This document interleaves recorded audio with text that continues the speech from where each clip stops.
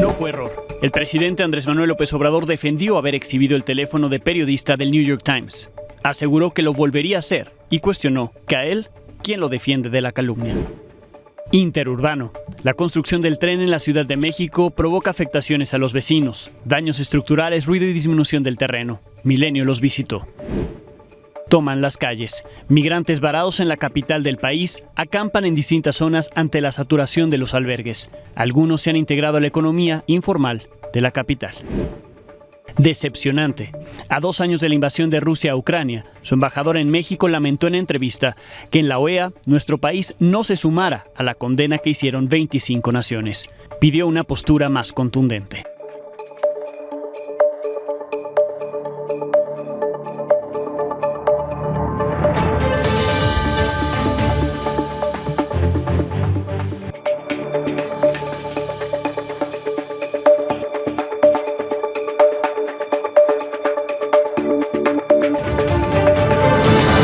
Buenas noches. El presidente Andrés Manuel López Obrador mostró esta mañana su descontento con la insistencia de publicaciones que dijo pretenden vincularlo con el narcotráfico, cuyo contenido, en este momento electoral en el que se difunden y de dónde proviene la información, puede cuestionarse. Sin embargo, disiento de la postura de señalar al reportero o, como ocurrió ayer y esta semana, a una reportera. Lo que parecía un error del presidente de exhibir el teléfono celular de la jefa del Buró para México, Centroamérica y el Caribe de New York Times, Natalie Kitroff, fue a propósito. Hoy dijo el presidente que lo volvería a hacer si se siente calumniado. Usted da a conocer su número telefónico, presidente, en un país donde han fallecido, al menos en este sexenio, 43 periodistas, comunicadores asesinados. Y mi pregunta, presidente, es ¿por qué lo hizo? Ustedes se sienten bordados a mano, como una casta, ¿no?, divina, privilegiada. Ustedes pueden calumniar impunemente, como lo han hecho con nosotros, y no los puede uno tocar, ni con el pétalo de una rosa. Pero el teléfono, sí, el teléfono que dio a conocer es el teléfono personal. ¿Y qué pasa cuando esta periodista me está calumniando y me está acusando? De eso en este país. ¿Cómo no? ¿Cómo no? No, pero también la calumnia me está vinculando a mí, a mi familia, con el narcotráfico, sin pruebas. Más allá de la investigación, entonces, ¿usted no cree que fue un error? No, porque este es un espacio público. Más allá de usted, cualquiera le puede llamar y cualquiera la puede amenazar y le puede decir algo, señor presidente. No pasa nada, no pasa absolutamente nada. Pasa en este país 43 muertos. No, es que también ese es otro dato. Ustedes son los más tenaces informadores, o mejor dicho, desinformadores. ¿Volvería a presentar un teléfono privado de uno de nosotros? Cuando se trata de un asunto en donde está de por medio la dignidad del presidente de México. Eso ya ocurrió, no se protegieron los datos personales de los reporteros y asistentes a la mañanera. El 27 de enero se difundieron teléfonos, fotografías, copias e identificaciones hasta domicilios de 300 asistentes a esas conferencias, entre ellos reporteros y reporteras. La presidencia explicó 3 días después que se trató de una filtración, que se extrajeron datos e información con una contraseña de un ex empleado. Nadie se ha hecho responsable por eso. El diálogo con la reportera Jessica Cermeño siguió esta mañana. El presidente sugirió que si la periodista del New York Times se siente amenazada, puede cambiar de teléfono y que sobre cualquier ley está su libertad. ¿Qué hacemos con la ley de transparencia, señor presidente? No, por encima de esa ley está la autoridad moral, la autoridad política. Usted me está diciendo que no importa lo que diga la ley de protección de datos personales sobre la protección de datos. Por encima de eso está la libertad. Entonces, por encima de eso por encima de cualquier ley está. No puede haber un reglamento, no puede haber ninguna ley por encima de un principio sublime que es la libertad. Prohibido prohibir. Estoy asombrada, señor presidente, porque entiendo lo que usted pueda dar a conocer y, por supuesto, tiene todo el derecho a defenderse de los cuestionamientos periodísticos, que lo presente así, pero el derecho de esa persona a mantener en privado su teléfono celular personal y mi derecho, para evitar agresiones. Y mi derecho. Pero entonces vamos a dar a conocer su teléfono celular. No. Y el derecho a la calumnia. Él tiene derecho, ella tiene derecho a calumniarme, a mí, a mi familia, a mis hijos, pero además sin una prueba, por la dignidad. Si le pasa algo, ¿a quién hacemos responsable? Por la dignidad, no exagere. Mire, si la compañera está preocupada por que se dio aquí a conocer su teléfono, que cambie su teléfono, otro número, ya. Lo que dijo el presidente sobre lo que está por encima de la ley contrasta con lo que él mismo dijo al asumir la presidencia, cuando se comprometió a respetar la Constitución y las leyes que de ella emanen. Incluso en su discurso inaugural destacó que al margen de la ley nada, por encima de la ley nadie. Protesto guardar y hacer guardar la Constitución política de los Estados Unidos mexicanos y las leyes que de ella emanen. Habrá un auténtico Estado de Derecho, tal como lo resume la frase de nuestros liberales del siglo XIX: al margen de la ley nada y por encima de la ley nadie. La Casa Blanca expresó que no comparte el exhibir a una reportera. La vocera Karine Jean-Pierre dijo que Estados Unidos defiende la libertad de prensa. To get the White House's reaction to President López Obrador doxing a New York Times reporter in a press conference. Well, I've not seen that. Obviously, that's not something we support. We believe in the freedom of the press, obviously, which is why we do this on almost on a daily basis. It is important for the press to be able to report on issues that matter to the American people freely, in a way that obviously you all feel secure and safe, and in a way that you're not being doxed or attacked. That is something that we will obviously reject. En estas semanas y tras las publicaciones, el presidente ha reclamado a reporteros, a medios de comunicación y al gobierno de Estados Unidos por esas publicaciones recientes que él insiste buscan calumniarlo. A ver si hacen el reportaje, ¿no?, sobre las calumnias del New York Times y de todos los medios en contra de nosotros, y no caigan en autocomplacencia, tengan capacidad para la autocrítica y bájenle una rayita a su prepotencia. Lo cierto es que en el último mes se han difundido 5 publicaciones en las que se habla del presunto financiamiento, vínculos de personas cercanas al presidente, no del presidente, cercanas al presidente, con narcotraficantes. 4 de ellas basadas en investigaciones de funcionarios estadounidenses, a quienes personas con conocimiento de los hechos relataron supuestas entregas de dinero, dichos de personas que investigaron funcionarios de Estados Unidos. Provenientes esas declaraciones de algunas personas que decían provenía el financiamiento de cárteles de la droga y se entregó a personas cercanas a López Obrador para su campaña en 2006, y la última publicación que habla del 2018 en adelante. Además de la entrevista al supuesto líder criminal de los Ardillos, que antes en los Zetas dijo que acordaron financiar la campaña de López Obrador a cambio de favores. Deutsche Welle, ProPublica, Inside Crime, eso el 30 de enero, Latinus el 15 de febrero, ayer la publicación del New York Times.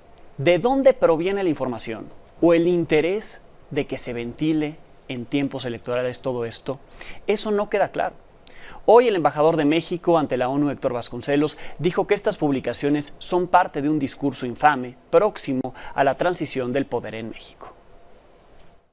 Hoy vivimos días en que la infamia, la calumnia y la maledicencia andan desatadas por nuestro país. Si hoy nos parece que el debate es más álgido y polarizado que nunca, eso se debe a la profundidad de los cambios que este gobierno ha generado. El ex canciller Marcelo Ebrard fue más claro en atribuir la responsabilidad de la información contenida en esas publicaciones recientes a la Agencia Antidrogas de Estados Unidos, la DEA. Dijo que se trata de una venganza por haber obligado a esta Agencia Antidrogas de Estados Unidos a someterse a las leyes mexicanas. No es tanto los medios, sino los que dan esa información, sino que te dicen que un informante dijo. Está muy mal que la DEA haga eso. Le están cobrando al presidente los controles que le impuso la DEA aquí por ley. Aquí andaban como Pedro por su casa. Ahora que ven que hay proceso electoral, pues ahora se van sobre el presidente. Es una acción por intimidar a México. Ahí el señalamiento claro de alguien que tiene pleno conocimiento en la materia. La DEA. La DEA busca vengarse de lo que pasó en este sexenio, dice, para que ya no venga y se meta como Pedro por su casa. Y dice, no son tanto los medios, es la información que llega a través de la DEA. Así, el ex canciller Marcelo Ebrard, contundente. Esta semana el presidente aseguró que cuando Arturo Saldívar presidía la Suprema Corte de Justicia de la Nación, había una injerencia respetuosa para interferir en decisiones judiciales. Saldívar dijo ayer que no se debe confundir el diálogo que había con injerencia y que probablemente por desconocimiento judicial el presidente no fue claro en esa declaración. Sin embargo, ministros contrarios a Saldívar, que esta semana participaron en el Congreso de la Barra Mexicana de Abogados, emitieron posturas contundentes al respecto. Yo siempre he señalado que si una persona que se dice juzgador atiende a intereses ajenos a los de la Constitución o de la ley, será el mandadero de alguien, pero no será realmente un juzgador. La independencia de los jueces es fundamental en nuestra vida cotidiana. En una recta interpretación de nuestra Constitución, no debemos confundir nunca la colaboración y el diálogo entre los poderes del Estado con la subordinación del Poder Judicial Federal frente a los otros poderes. Ya lo vivimos lo que es tener un poder judicial que no es autónomo como un Congreso sometido. Y creo que no queremos nadie repetir esa parte de la historia que nos costó 70 años en abandonar. La Comisión de Fiscalización del Instituto Nacional Electoral analiza aplicar multas de 67.7 millones de pesos a todos los partidos por trampas durante las precampañas, tanto en informes de gastos como de ingresos. Para Morena serían 53.7 millones de multa, el PRI 4, Movimiento Ciudadano 3.8, el PAN 2.7, PT 2.2, el Verde 589,000 y PRD 457,000 pesos de sanción. Hasta ahora ningún partido corre riesgo de que se le niegue el registro por haber cometido faltas en los gastos de precampaña. La candidata presidencial de Morena, PT y Partido Verde, Claudia Sheinbaum, se reunió con el rector de la Basílica de Guadalupe, con Efraín Hernández Díaz, para entregarle la rosa de plata que fue bendecida por el Papa, en la que cuando tuvo esa reunión el 15 de febrero. Más tarde, en un video, Sheinbaum pidió no hacer caso a las noticias falsas, afirmó que sí se ha avanzado en materia de seguridad y por ello ha bajado la percepción de inseguridad. En las redes sociales se ha hablado de un supuesto vínculo del narco del presidente de la República y todo se ha demostrado que es absolutamente falso. Pero esta idea que quieren plantear de que no hemos avanzado nada en el tema de seguridad en nuestro país, pero ha habido una disminución en la percepción de inseguridad. Es decir, más gente en México se siente segura hoy que lo que se sentía en el 2018. Estos son una encuesta del Instituto Nacional de Estadística, del INEGI. Entonces, no se dejen llevar por noticias falsas y hay mucho por hacer, pero se ha hecho muchísimo. Jorge Álvarez Maínez, el candidato presidencial de Movimiento Ciudadano, señaló en sus redes que en un país donde ser periodista es una vocación de alto riesgo, es un acto cobarde e irresponsable por parte del gobierno revelar datos personales de una periodista. Así se solidarizó con Natalie Kitroff y con la prensa libre. Más tarde, tras inaugurar su casa de campaña en la Ciudad de México, informó que pidió protección mínima a la Secretaría de Seguridad Federal de cara al inicio de las campañas.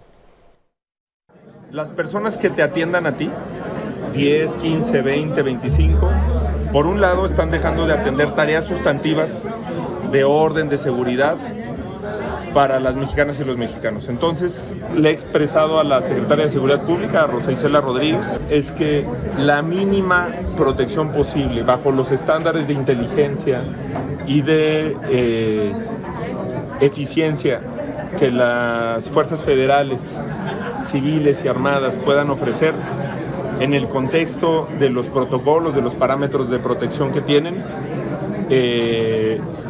es la que quisiéramos. Queremos ser institucionales, no queremos darle la espalda a las instituciones de este país. La candidata presidencial del PAN, PRI y PRD, Xóchitl Gálvez, dijo que si AMLO no se siente difamado por los reportajes sobre las investigaciones en Estados Unidos a sus campañas en 2006, 2018 y vínculos posteriores, debe presentar una denuncia en ese país. Lo que el New York Times da cuenta es que hubo una investigación, que hay testigos protegidos, que hay personas que declararon. ¿Bastaría esas declaraciones para que el presidente pidiera que se haga una investigación aquí en México? Que se entere quiénes son las personas que están involucrando a su familia. Él dijo claramente que no iba a proteger ni a sus colaboradores ni a su familia. La investigación sí existió. Y si por motivos políticos hoy no está vigente, eso no quiere decir que no haya existido. Así que los de Morena, que ni se emocionen diciendo que no hay nada, no. Ahí consideró que sí sería necesario un pacto de civilidad entre los tres, las dos candidatas y el candidato a la presidencia, a fin de no permitir que el crimen organizado interfiera o destine recursos a sus campañas. Así afirmó que el crimen organizado ya ha interferido en elecciones locales. Y de hecho las agresiones en contra de políticos y aspirantes a puestos de elección popular continúan. En Tamaulipas, un grupo de hombres armados disparó contra el domicilio de Corina Esther Garza, candidata a la alcaldía de Jiménez por el Partido Verde. En el lugar se encontraron alrededor de 30 impactos en la fachada de la vivienda, 3 vehículos también fueron dañados. Hasta el momento se desconoce si la candidata ya presentó una denuncia ante la Fiscalía Estatal o si ya solicitó seguridad. En Chiapas, Willy Ochoa, el candidato al Senado por la coalición Fuerza y Corazón por México, denunció que hombres armados en camionetas y motocicletas lo persiguieron al salir de una reunión con simpatizantes en el municipio de Villa Las Rosas. Esta tarde, el equipo de Milenio Noticias habló con él, afirmó que Antonio Orantes, alcalde de Las Rosas, estuvo detrás de la persecución, o al menos que recibió una amenaza previa de su parte para que no fuera ahí. Hace apenas unos días, él nos decía que ya había solicitado el protocolo de seguridad, que no lo habían atendido, que no se lo han garantizado, y hoy nos lo vuelve a decir. No le han dado la seguridad solicitada al INE y a la Secretaría de Seguridad Federal. El día de ayer me había advertido o amenazado el presidente municipal, Antonio Orantes, que no me podía presentar en Las Rosas porque los grupos criminales no lo iban a permitir, lo cual informé a las autoridades locales, pero principalmente a la Guardia Nacional. Solicitamos el protocolo de seguridad, estamos por cumplir 3 semanas y ese protocolo de seguridad en mi persona pues no se ha instaurado. Es importante que haya las garantías para aquellas personas que estamos compitiendo en esta elección y no seamos pues una cifra más. En Chiapas, el secretario de Seguridad Pública y Tránsito Municipal de Berriozábal, Germán Alegría, fue secuestrado junto a 2 personas más. Fue confirmado por la Fiscalía General de esa entidad. A él lo interceptaron 2 sujetos armados, lo obligaron a descender de la unidad, lo subieron a otro vehículo. Policías estatales, ministeriales y la Policía Municipal ya implementaron un operativo de búsqueda y localización. Hasta ahora se desconoce dónde se encuentra él y el resto de su equipo. En más información, la Fiscalía General de Veracruz confirmó el multihomicidio de 7 personas en el municipio de Acultzingo. Hasta ahora se sabe que hombres armados atacaron a 5 hombres, 2 mujeres.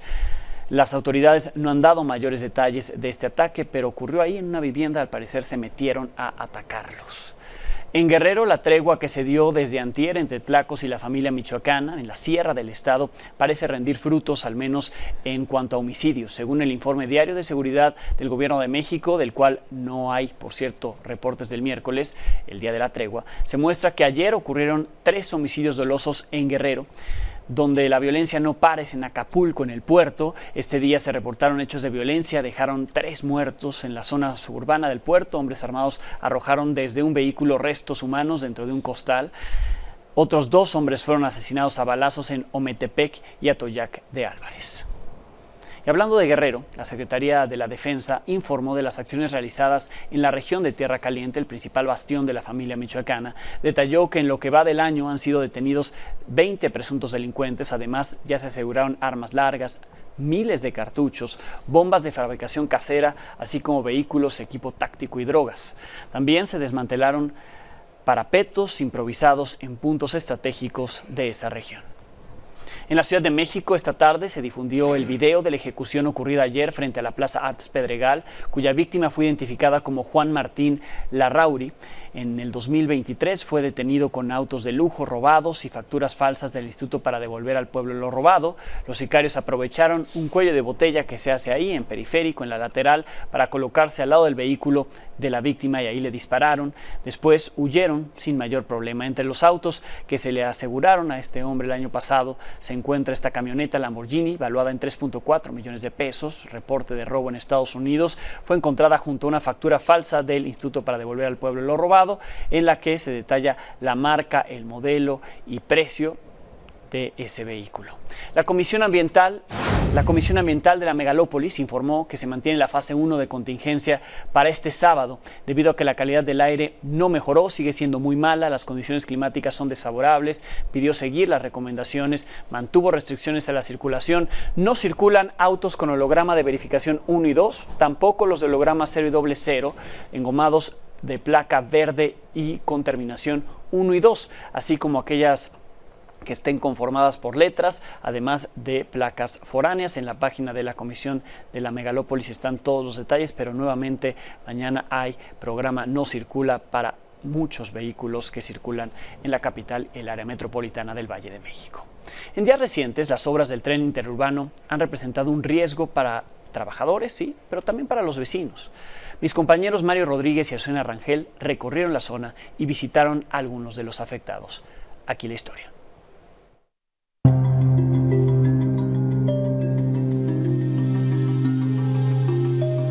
Ruido, grietas y caídas de losas son algunas de las problemáticas que enfrentan las personas que viven cerca de las obras del tren interurbano México-Toluca. Dolores vive en la colonia Capulín desde hace 40 años. Su casa ya tiene daños estructurales por la construcción y teme que sigan aumentando. Grietas de las losas y que se ha caído el yeso de la otra losa y se ha agrietado también el cuarto aquí abajo. Vecinos de las colonias Capulín, Ampliación de Capulín, Liberales de 1857 y Molino de Santo Domingo en la alcaldía de Álvaro Obregón, en la Ciudad de México, mantienen un campamento para vigilar las obras del tren.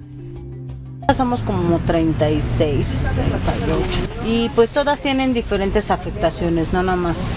Las dos más dañadas son las que tienen las losas dañadas, que ya se está cayendo la losa, pero ya te digo, como te comento, ya se llegó a un acuerdo, ya nos van a dar el levantamiento notariado y el arreglo de las casas. De mi casa con el ruido cuando meten máquinas se vibra la casa y el patio como que se está hundiendo. Las zonas más afectadas se ubican en Capulín y Liberales de 1857, donde las calles de Presa Tacubaya y San Miguel Arcángel forman parte del trazo del tren. Por si el miedo de un derrumbe no fuera suficiente, ella y otros vecinos fueron advertidos de que deben ceder parte de su terreno para ampliar la calle. Dicen que los días que trabajen duro porque va a entrar la máquina grande, que sí va a haber posibilidad de que tengamos que mudarnos unos días de aquí. Pues van a limpiar toda esta parte para hacer maniobras. Apenas en septiembre pasado, el presidente Andrés Manuel López Obrador inauguró el primer tramo de la obra, que empezó a construirse en el sexenio de Enrique Peña Nieto y que no ha estado exenta de retrasos y accidentes. El pasado 16 de enero cayó una dovela de concreto y el 15 de febrero murió un trabajador. Antes de que pasara el accidente de la dovela, ni siquiera volteaban para acá, ni siquiera se habían dado cuenta de que estábamos aquí. Ya teníamos un mes cuando pasó lo de la dovela. Las autoridades ya iniciaron la reparación de algunas casas, pero tienen dudas de cómo será su rutina cuando el tren empiece a circular. Con información de Mario Rodríguez y Azucena Rangel, Milenio Noticias. El mero temblor que fue en el 85, sí. Mi casa pues no le pasó nada, pero ahora quién sabe con el tren. Este viernes, vecinos en la colonia Vallejo, en la alcaldía Gustavo Madero, bloquearon circuito interior para mostrar su inconformidad por el campamento de migrantes que hay en esa zona. Algunos exigieron mayor atención, apoyo para ellos, aunque también hay vecinos que muestran su descontento porque aseguran que son acosados, se sienten inseguros con la presencia de los migrantes. Dicen que están generando contaminación, algo que le hemos dicho desde el inicio de esta semana que estuvimos con esos vecinos durante el fin de semana. La realidad es que estos campamentos migratorios no son exclusivos de la colonia Vallejo, hay en distintos puntos de la ciudad también en el Estado de México. Algunos de los migrantes ya han conseguido sus citas de asilo para Estados Unidos, están esperando, buscan una mejor vida. Otros han logrado incorporarse a puestos de trabajo, algunos en el sector formal, pero la mayoría en el sector informal. Este es un trabajo de Amílcar Salazar. Escribí en este programa, pienso que durante 3 meses me llama, pero no tengo 4 meses y esperando. Goodson cumplió 4 meses varado en México. Espera una cita de solicitud de asilo en Estados Unidos a través de la app CBP One. Mientras, estudia español y aluminería. Ha comenzado a construir un sueño mexicano. Para hacer, pienso que yo puedo trabajar con eso para hacer dinero, para vivir. Afortunadamente pudimos rebasar la barrera del idioma. Afortunadamente tiene necesidad. Y sí, la necesidad ha hecho que él y cientos de migrantes más se queden en el centro y norte del país. Algunos se han integrado ya a la economía informal, como cargadores, comerciantes, peluqueros, meseros o cocineros. Primera vez yo trabajo aquí, deja ese trabajo, ven queda aquí, ya. Gracias a Dios queda aquí. Yo soy chef de la cocina y haciendo comida para toda la gente. Cifras oficiales revelan que México recibe cada año a más de 500,000 de personas que ingresan solo para llegar a Estados Unidos o pedir refugio. Y se estima que entre 6,000 y 4,000 estarían esperando en campamentos en las calles de la capital para obtener una cita de asilo o conseguir un permiso de tránsito. En las últimas semanas, el endurecimiento de las políticas de Joe Biden y la inoperancia de las autoridades mexicanas han quedado manifiestas en las calles de Vallejo, donde los migrantes han instalado este campamento irregular, que se suma a los de Tláhuac, en la alcaldía Cuauhtémoc, en la Plaza Giordano Bruno, el de la avenida 100 metros en Gustavo Amadero y otro más en Naucalpan, Estado de México. Hay momentos como este en que ya nos rebasó, ya no hay donde poner una colchoneta más. Ellos vienen aquí ante la inoperancia de las autoridades y no solamente inoperancia, sino ante la decisión de no atenderlos. Con imágenes de Gerardo Torres, para Milenio Noticias, Amílcar Salazar Méndez. ¿Te gustaría quedarte en México? Sí, creo que está en México, entonces si no tiene papel en México, ¿cómo yo a trabajar? Porque todo trabajar, el papel él necesita. Si no puede tener papel, no puede trabajar. Se cumplen 2 años de que el presidente de Rusia, Vladimir Putin, ordenó invadir el país vecino, Ucrania. La cifra de muertos supera los 10,000, la mayoría por el impacto de misiles, un pequeño porcentaje por la explosión de minas esparcidas por las fuerzas rusas a su paso por territorio ucraniano. Datos de la ONU también señalan que más de 14 millones de personas en Ucrania han abandonado sus hogares, casi 6.5 de ellas viven fuera de ese país como refugiados.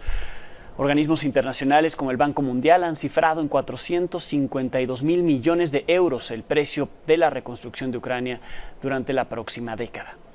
Este viernes el presidente de Ucrania, Volodymyr Zelensky, aseguró que se está preparando para continuar su trabajo internacional y así fortalecer a sus soldados y proteger las ciudades. Agradeció a quienes defienden a Ucrania porque nadie en el mundo tiene derecho a destruir naciones independientes. Reconoció a Estados Unidos por imponer el mayor paquete de sanciones contra Rusia y es que hoy anunció más de 500 objetivos sancionados en el sector financiero, la industria militar, las redes de evasión, entre otras áreas.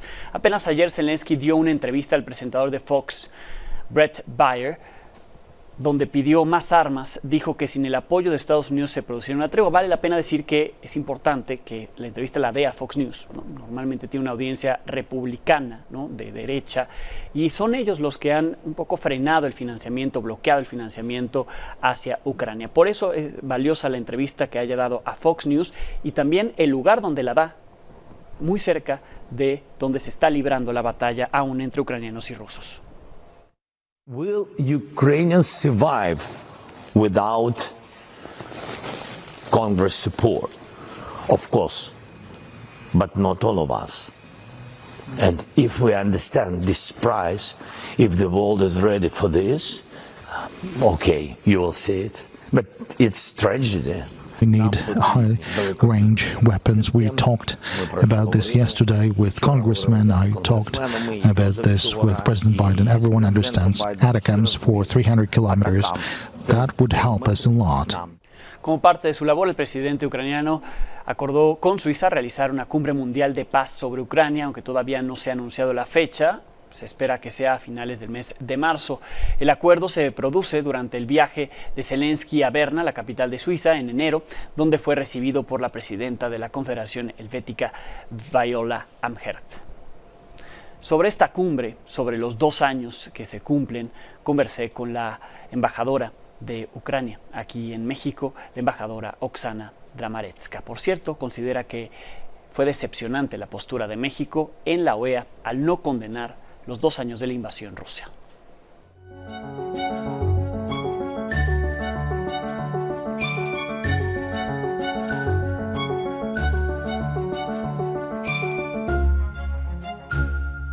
Hace un año, parte de este equipo estábamos entrando en Ucrania para ver parte de lo que estaba ocurriendo en ese entonces y reflejábamos en lo que documentamos 1 año de resistencia. Ahora son 2. ¿Qué está ocurriendo en su país a 2 años de esta invasión?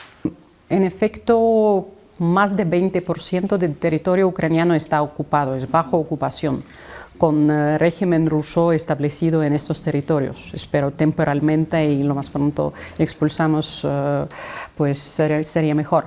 Pero la gente sí que tiene que seguir vivir día al día, pues trabajar, los niños tienen que andar a escuela, pues en la parte que es libre de estas tropas de ocupación, que quería recordar que hemos expulsado a las tropas rusas en los primeros meses de 2022, casi 50% del territorio fue liberado de tropas rusas, pues, pero sí siguen matando a la gente, enviando cohetes cada día, casi cada día suenan alertas, pues los rusos envían cohetes, bombas a todas las ciudades, pues en efecto no hay ninguna ciudad en Ucrania segura. ¿Cuál es el reto que enfrenta Ucrania a 2 años? Por lástima, ahora estamos muy dependientes de esta ayuda humanitaria, de esta ayuda financiera, de ayuda militar. Lo necesitamos, pues no podemos luchar contra un país, como ya he mencionado, que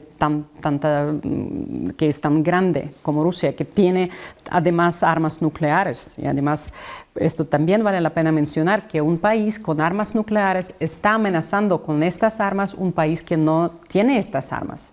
Esto no teníamos en historia recién de humanidad. Pues esto también hay que considerar.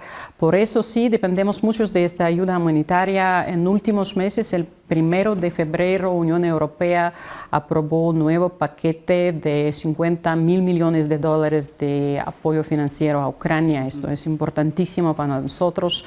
Todo apoyo militar que hemos recibido lo apreciamos mucho, pero recibimos ahora también y necesitaremos aún más de este apoyo militar. ¿Qué tan lejano se ve un acuerdo? Ahora no vemos manera de negociar, pues la única posibilidad para nosotros es expulsar al agresor de nuestro territorio. De otro lado, el presidente Zelensky propuso un plan de paz. Es el único plan viable, en efecto, ahora que se consulta con todos los partners, con todos los países. La última ronda de negociaciones sobre este plan fue en enero de este año en Davos. En la mesa teníamos 82 países representados, hablando sobre paz de Ucrania que presentó nuestro presidente. Pues vemos que podemos hablar sobre nuestro plan. Y la idea es que tenemos en meses que vienen una cumbre global para el paz inaugural. Después de esta cumbre vamos a tener una ronda de conferencias en diversos niveles, en diversos países, sobre cada uno de 10 puntos que contiene esta fórmula de paz de Zelensky. Y al final, la idea es de invitar al país agresor para presentar este plan de paz que ya fue un producto conjunto. ¿Hace falta una postura más contundente de nuestro país? Bien, para nosotros es importante que América Latina como continente, como países latinoamericanos, declaran su postura muy contundente, porque Rusia siempre jugando esta carta que hay países que no apoyan, miren que solo Occidente apoya a Ucrania, solo países como Estados Unidos o Unión Europea, y otros países como China, como India o México o Brasil no nos apoyan. En efecto, por eso es importante que esta postura de tal dicha neutralidad no se lee en Rusia como apoyo, porque ahora el Putin presenta esta neutralidad como apoyo. A ellos. A ellos, a los rusos, exactamente. Por eso para nosotros es importante que América Latina se suma a estos esfuerzos de otros países. En efecto, ayer votación en la Organización de Países Americanos demostró que 25 países de 2 continentes americanos apoyan a Ucrania. Pues eso es postura muy contundente. Apreciamos mucho postura del gobierno mexicano que durante todos estos tiempos, empezando en efecto de 2014, la postura de delegación mexicana en la ONU fue muy concreta, muy clara, condenando agresión rusa, declarando apoyo a integridad territorial y soberanía de Ucrania. Esto es muy importante, lo apreciamos mucho, pero esperamos la postura muy contundente en todas las plataformas internacionales. Sí, porque en la OEA se separó México de esos 25 países, aunque en la ONU sí haya condenado. Fue muy decepcionante que México no apoyó declaración de ayer de la OAE. Sí lo consideran decepcionante. 25 países de 2 continentes americanos, de América del Norte y América del Sur, apoyaron esta declaración. Pues esto fue muy decepcionante. Necesitamos postura de México y necesitamos México apoyando a Ucrania. Y que las personas que están sufriendo, ¿no?, dejen de sufrir. Gracias, embajadora. Te apoyo. Muchas gracias. Felipe Tristán es un regiomontano, ha dirigido distintas orquestas sinfónicas a nivel mundial, una de ellas la Orquesta de Brooklyn, que se presenta este fin de semana en Yucatán. La historia es de Alejandro Rubalcaba.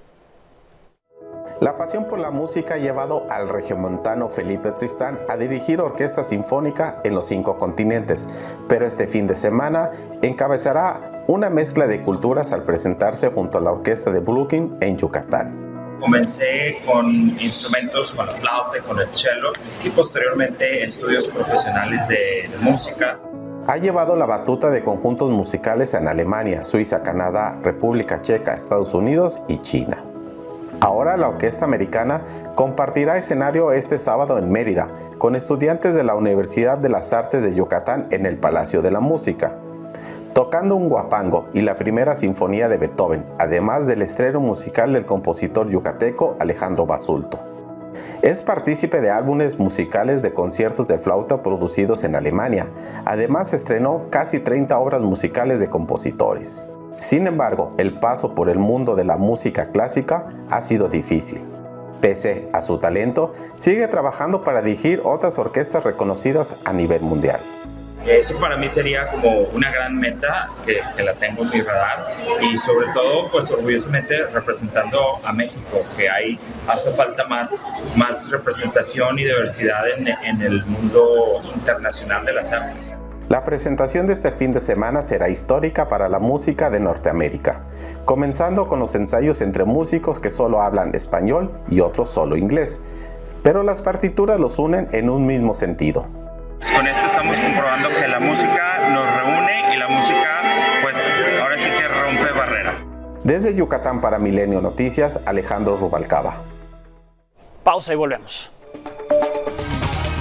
Este fin de semana se cumplen 4 meses del paso de Otis por Acapulco. Minelia Taide, todo listo para el primer evento internacional que tiene que ver con deporte, el Abierto Mexicano de Tenis. Así es, Alejandro, muy buena noche. Efectivamente, todo ya está listo para este arranque del Abierto Mexicano de Tenis el próximo lunes. De hecho, como bien lo dices, este domingo se cumplen 4 meses del paso del huracán Otis por Acapulco y después de este tiempo la organización del evento logró levantar la Arena GNP, que hoy fue reinaugurada, por decirlo de alguna manera, por Álvaro Fallá, director general del Abierto Mexicano de Tenis, Seyed Resvani, director general de Grupo Mundo Imperial, Evelyn Salgado, gobernadora del estado de Guerrero, y bueno, destaca que cambiaron algunos algunos aspectos, Alex, del complejo deportivo, pues se aprovechó que algunas fachadas tuvieron que prácticamente levantarse de cero y fueron cerca de 35 empresas las que participaron en la reconstrucción de estas instalaciones, que además, por supuesto, generaron varios empleos. Hoy Sectur incluso dio a conocer que cerca de 18,000 habitaciones están listas para recibir a los aficionados que acudirán a este Abierto Mexicano de Tenis.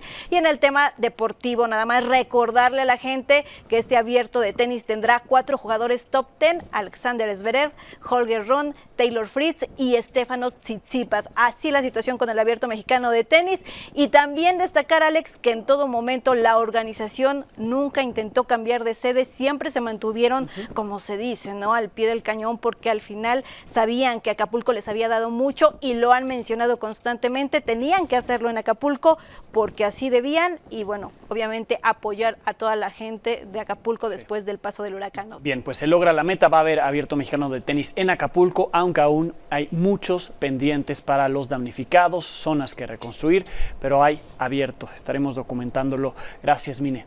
Muy buena noche. Gracias a Minelli Teddy, gracias a ustedes por habernos acompañado. Con esto nos despedimos. El lunes tendremos algo nuevo que contarle a las 22 horas.